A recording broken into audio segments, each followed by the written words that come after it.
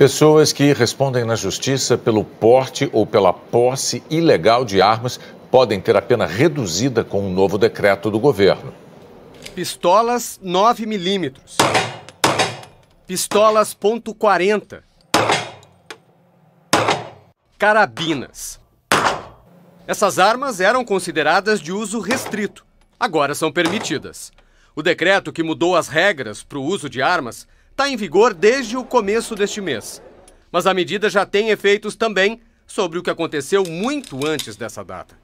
Pessoas estão pedindo à Justiça a revisão de casos em que respondem por porte e posse ilegal de armas, ou até em que já foram condenadas.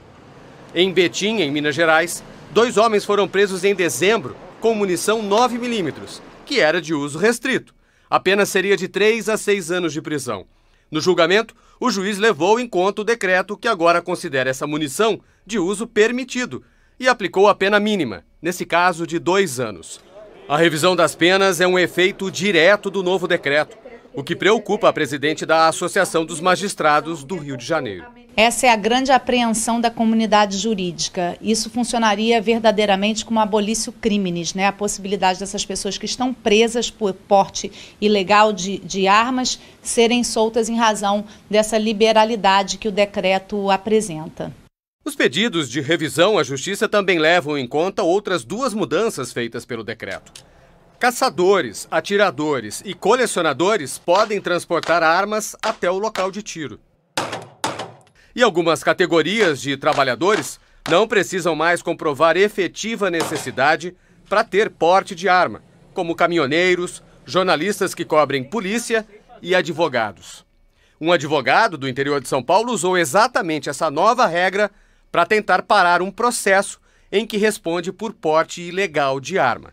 As pessoas podem pedir a revisão graças a uma regra do direito penal. As normas sempre retroagem em benefício dos réus e de quem já foi condenado. Juristas entendem que mesmo se o decreto for considerado inconstitucional, o benefício é irreversível. Na ação do Ministério Público Federal contra o decreto, procuradores alertam que criminosos que usaram armas, que agora são permitidas, poderão pedir a revisão do processo.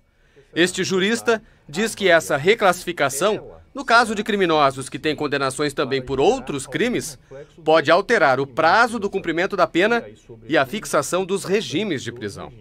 Haverá hipóteses em que essa redução na pena originalmente aplicada em relação a que agora é devida, poderá ensejar a alteração do regime desse cumprimento, seja do regime fechado para o regime semiaberto, seja do regime semiaberto para o regime aberto.